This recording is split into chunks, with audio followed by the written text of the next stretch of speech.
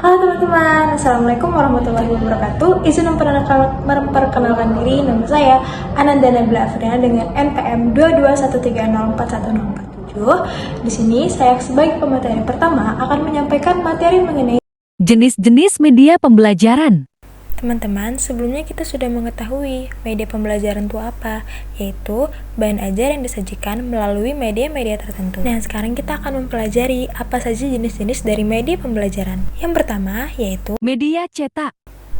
bahan ajar berupa media cetak ini adalah bahan ajar yang diketik atau ditulis oleh ahli tertentu, kemudian di-print. Contohnya berupa modul, LKS, buku cetak SD, SMP, SMA, dan SMK, dan lain sebagainya. Jenis media pembelajaran yang kedua adalah media audio, yaitu media yang disampaikan melalui pendengaran. Gunanya media ajar audio ini adalah untuk menyampaikan bahan ajar melalui audio, seperti misalkan radio, podcast, dan yang lainnya berupa audio saja. Jenis media pembelajaran ketiga adalah jenis media pembelajaran media audiovisual. Media audiovisual ini adalah gabungan bahan ajar yang disajikan melalui audio dan visual, seperti contohnya YouTube dan Ruang Guru. Saya Ella Firdausa akan melanjutkan materi selanjutnya.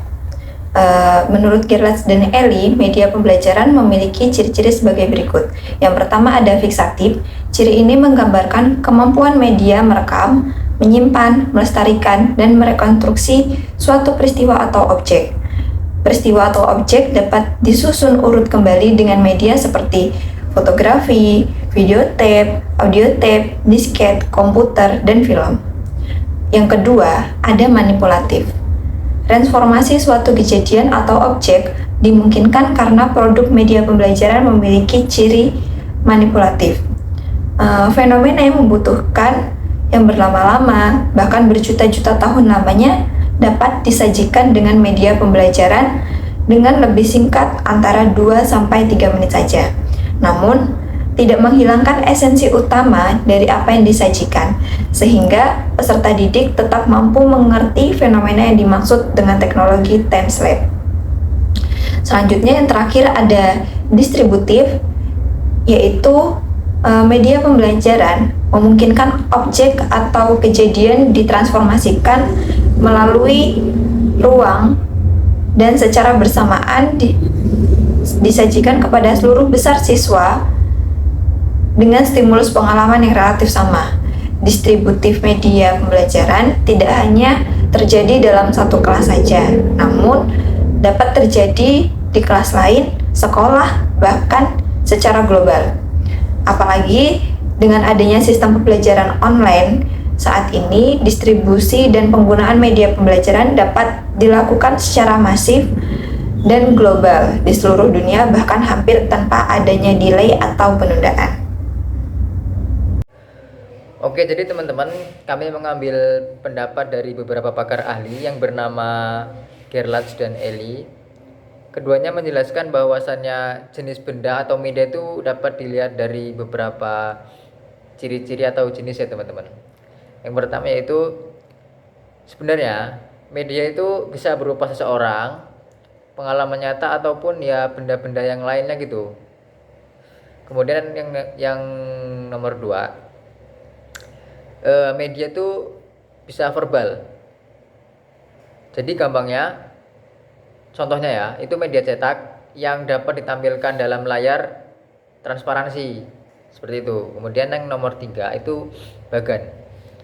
Jadi sederhananya bagan itu seperti grafik ataupun semacam tabel seperti itu.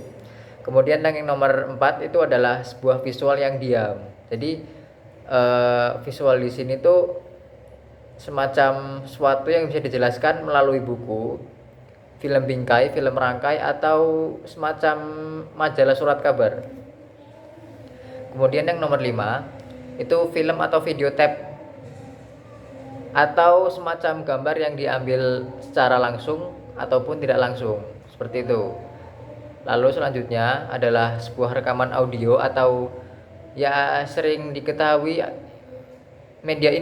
media audio, yaitu rekaman suara yang menggunakan bahasa verbal maupun efek suara, musik, sound effect gitu teman-teman. Kemudian yang nomor 7 itu ada program terkenal sebenarnya dengan istilah pengajaran berprogram, yaitu sekuen dari informasi baik verbal, visual atau audio yang sengaja dirancang untuk merancang adanya respon dari pembelajar. Ada pula yang dipersiapkan untuk diprogram melalui mesin komputer teman-teman. Dan yang terakhir yang ke-8 itu ada simulasi. Nah, sederhananya simulasi itu adalah sebuah peniruan dalam peragaan maupun alur cerita yang dilihat dari asalnya, seperti itu teman-teman.